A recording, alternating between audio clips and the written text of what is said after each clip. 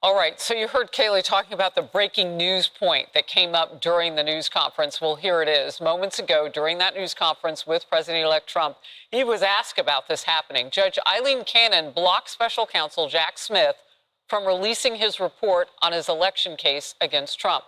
I want to bring in now Justice correspondent David Spunt to catch us up on the facts of all of this. So we got the kind of the one-line report on this. Fill it in for us, David. Well, Harris, it's a three-page order from federal judge Eileen Cannon down in Florida. Ironically, it came on the docket a few minutes after President-elect Trump was praising Judge Cannon and saying that she had the courage to handle the case the way she did. But the bottom line is this regarding this breaking news. Special counsel Jack Smith, who's going to be out of a job in just a few days because the Justice Department cannot prosecute a sitting president, will release, or at least plans to release, 2 volumes of a report. The first is the election interference case that he brought against then former president, now President-elect Trump. The other is the classified documents case. Smith failed at both of those for different reasons, so neither of those went to trial. Now Jack Smith wants to have his parting word with a report. It's not unusual for special counsels to put out reports. This is a bit unusual in this case because the subject of both reports, Harris and everyone there on the couch, is the president that's going to be taking the oath of office in less than 2 weeks. So Judge Cannon told the Justice Department to hold off from releasing the report until the 11th Circuit Court of Appeals makes some sort of decision. What's not clear, and I want to be clear, is if that means both volumes of the report. And speaking to sources, I'm told that DOJ is holding off right now on releasing any parts of the report because they don't know exactly what this order means. So we're told Jack Smith is preparing a lengthy, voluminous report in 2 sections, 2 volumes, and Judge Cannon, in this 3-page order, says that the DOJ is being told to hold off on releasing any reports until the 11th Circuit Court of Appeals weighs in. Harris? Just real quickly, and forgive me if I missed this in your reporting from even earlier, but what is the time period for something like that?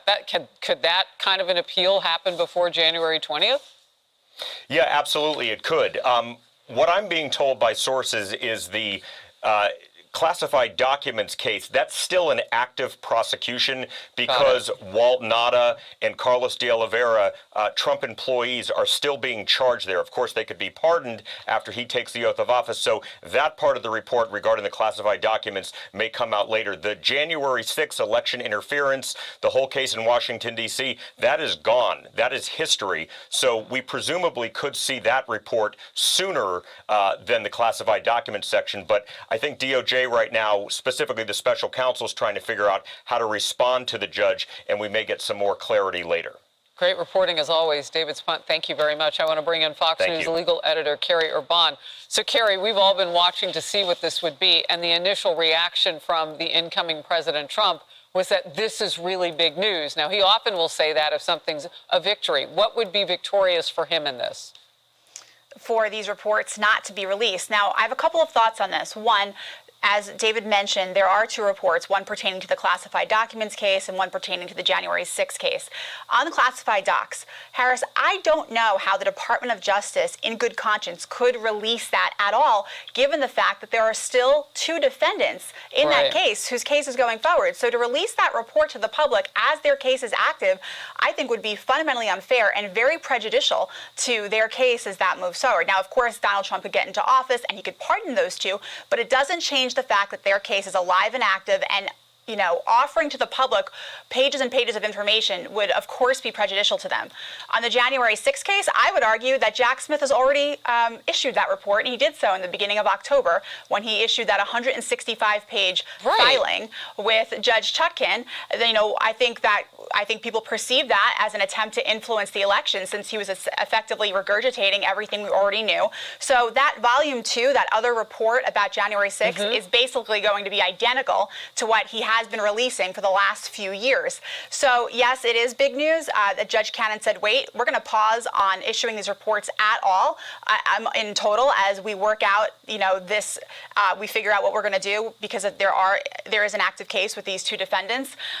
But she could delay it long enough till inauguration, then we see what would happen there. So just real quickly, you made the same note that I did about Jack Smith and what could happen moving forward with the possibility that he's issuing the same report twice. So I've been wondering, well, what would the public see that they haven't seen? I would imagine it would be redacted. Oh, I don't think anything. And if the special counsel regulations does require a special counsel to file a report with the Attorney General, but it is up to the Attorney General whether he or she decides to release that report. And, Attorney General Garland could look at that and say, look, we have basically been issued this report for the last 3 years. This man is president. These cases are gone. Enough. We're going to start over and we're just going to do away with these things. All right. Let me interject here. The New York case, arguments underway right now. Where do you put that? And the threat of, well, at some point in the future, there could be sentencing? Yeah, well, look, I think it's fundamentally unfair that Judge Merchan gave President-elect Trump a week to, go through the appeals courts to make his case before the sentencing on Friday. I mean, that's very hard to do, to go through that entire process and hope that a court intervenes in a handful of days. But right now, Todd Blanche, who is set to be the Deputy Attorney General at DOJ, the number 2 spot, he's at the appellate court in the state of New York, and he is arguing that Judge Merchan's rejection of President Trump's immunity arguments was wrong. And as such, he wants to continue to appeal that and also pause the sentencing date as he appeals that immunity argument. All right, we got to be super, super quick here. Does Trump ever reach a point where this is not coming at him once he takes office? Well, it really depends what happens in this business records case. If he's successful on his appeal, that case, he could eventually be vindicated. But given that he's somewhat at the start of that appeals process, we're still looking at some time going forward. All right. Carrie Aban, always great to get your perspective on these things. Real quickly, we'll come back out to the couch. Your top line thoughts. It's interesting because you heard lawfare mentioned by the former president, and it does feel like that. We know today there was essentially Merrick Garland and a filing put forward by Jack Smith where we learned that before January 10th, Garland would make this decision, and then that was kind of kneecapped by Judge Cannon's order. We'll see how that plays out. But the whole time I listened to the former President Trump talk about lawfare, I couldn't divorce myself from thinking about the Washington Post article that came out 7 days ago. It was based on 24 sources, Biden's close allies, that said he was very frustrated with Garland, regretted choosing him, wished Garland would have been more aggressive in prosecuting Trump and less aggressive in prosecuting Hunter Biden. It goes on to cite Democrats who say, had this gone differently, had Merrick Garland not been here, maybe it would have affected the election. So it's so interesting, Brian, because I'm always wondering about what Kayleigh's talking about, and that's making everything so personal and vindictive. Like, does it ever get to be about the American people? I'm not sure. And the thing is, we don't really know the whole story about how much Joe Biden was actually doing and how much some won't know now. We're going to know soon. You think we will? I think we will. We're beginning to get the story of a guy that has bad days where you can't talk to him and good days where he gives you a good hour. But nothing that can be adjudicated. Right. True. I'm not looking to put an 82-year-old man on trial, but when it comes to Hunter, remember, he had a sweetheart deal. It was that judge that blew up that deal that was going to put him on the glide path to probation for his gun charge, then opened up everything else when the facts came out. The facts are a problem with Joe Biden. That's what he's mad at Garland for finding the facts on his son. And now we have pictures in the New York Post last week. We're going to go back next week that show he was all over those deals in China. That's the story that he wants to stop. As far as these two cases, we're done. That horse has left the barn. It's not coming back, and we're not looking for it. So, Emily, talk to me about what could happen with Hunter Biden. And the only reason we care is because of his dad. Because as Brian said, who wants to put an 82-year-old man on trial? Robert Hur didn't. Right, that's right. Exactly right. Well, looking forward, I think there are still things left to be prosecuted. So I would say wait for that. But I really want to make a point about Judge Cannon, if I may, which is that reminder that she was the one that ruled that the special counsel was unlawfully elected. And that is currently still under appeal in the 11th Circuit. And what she cited in this current decision was the fact that there would be irreparable harm potentially done if special counsel Jack Smith's report was released. So I think it's just important to note that here we have a judge that's essentially saying, do not let the genie out of the bottle, because right now that's a temporary situation. depending on if the 11th Circuit overrules her, then this may actually be revived. Because remember, the DOJ continued its case against the 2 other co-defendants, right, while dismissing it against President Trump. So notwithstanding his status as current president, that potentially could blow up again. So dang right, this special report could have disastrous consequences. Could he pre-pardon those people? Pre-pardon? I know, it's not really a word, it's a hyphenation. I mean, no, sorry, I mean, You know what I mean, though. Right. Could he step in? You can't pardon for things in the future. But Biden did. But Biden did for durations. I mean, I can't say, I wish I could, because I would, you I would was just rob a curious. bank. But hey, look, you know what the release, though, potentially, Kennedy, of any kind of report like this, even though I think we have seen pretty much what Jack Smith has. So he did a reissuance here, and we don't get to see it. Yeah, That's it's a legal version of OnlyFans. But we know what's there, even if we don't subscribe. Right. That's a good point. Do we get our money back?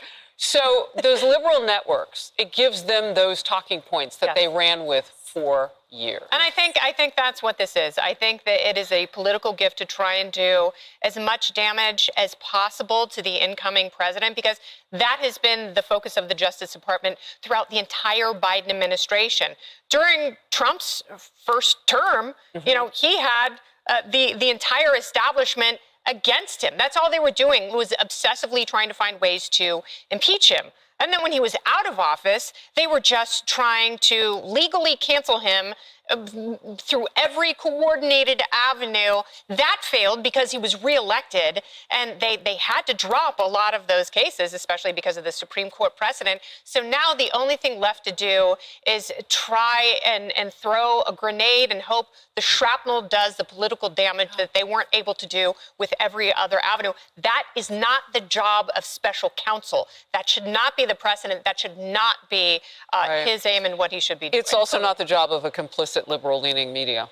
It's not their job either. Right. And that they're truly paying for it in subscribers and ratings, and we saw that on MSNBC the week after the election. So this is not what people want. It's not what they have wanted. It is a disservice to the American people, and they're finding out the hard way, but they're still doing it.